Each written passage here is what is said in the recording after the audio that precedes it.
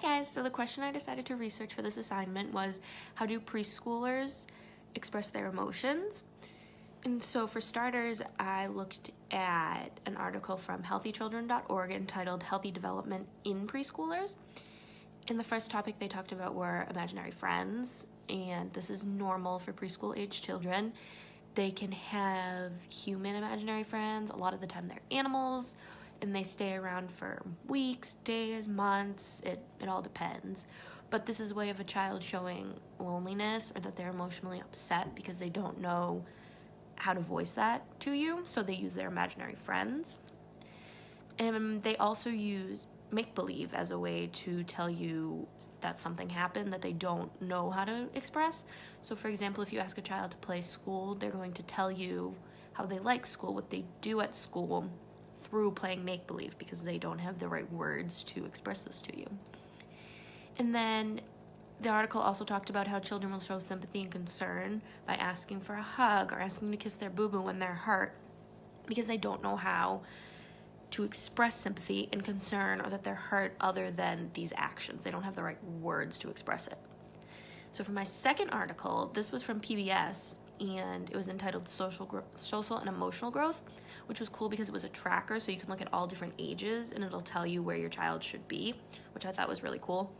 So they started off by saying that children will throw tantrums, which crying, throwing themselves on the ground, they pout, they scream, it's all normal. But they'll do this when they're tired because they don't know how to say, hey, I'm tired, I need to go to bed. They just act out in this way, and it's completely normal. But at this age, they also know how to show love and affection. So for example, if they're playing with a toy and their dad walks in, they're gonna run up to the dad, give a hug, wanna snuggle and play, because that's their way of showing their emotions. They don't know how to say, hey, I love you. They're gonna act it out. That's typical for this age. And then my next article was from the U.S. National Library of Medicine, and it was entitled Gender Differences in Emotion Expression in Children. And for starters, they talked about the biological aspects. So boys are born with higher levels of arousal than girls, which causes lower inhibitory control and less language ability. So this is why boys will tend to act out their aggression instead of talking about it. They're gonna punch walls, they're gonna throw things because they don't know how to voice that they're angry, they're upset, they're hurt, stuff like that.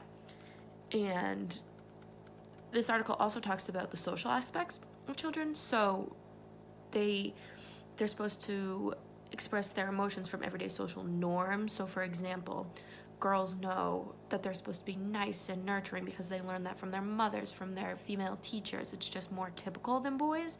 And boys are taught boys don't cry, so they're not going to show that they're hurt, that they're sad from crying. They're most likely going to act out in an aggressive way from punching, hitting, throwing toys, stuff like that. It's just not in their vocabulary. But they also learn from social roles such as females are teachers, nurses, moms, and boys are tough construction workers and athletes and football players and stuff like that. So that's a lot of the times how preschoolers form those expressions. And finally, so this definitely changed my thinking in a lot of ways. For example, I read that you're not supposed to scold a child when they throw a tantrum because that can teach the child that their emotions that they're feeling aren't good. They're not supposed to act that way. Their emotions aren't normal. They're getting in trouble for doing that. They shouldn't do that, which isn't true. You should want the child to express their emotions and tell you how they feel because they don't have the right words. They can't tell you with words. They're showing you with their physical body. And then I also learned that you shouldn't mimic a child's expression of emotions because that can also send the wrong message that you're making fun of them. They shouldn't act that way. So like when boys cry, you shouldn't make fun of them because that's just how they're showing their emotions. It's normal. And then I would say to improve a child's life, we should tell them the words that they need to use when they're upset or feeling an emotion they can't describe. So when they're crying, we should tell them, we know you're upset, it's okay you're upset. Make sure you match the emotion with the physical appearance. So that's what I learned, and that's my project. Thanks guys, I hope you enjoyed.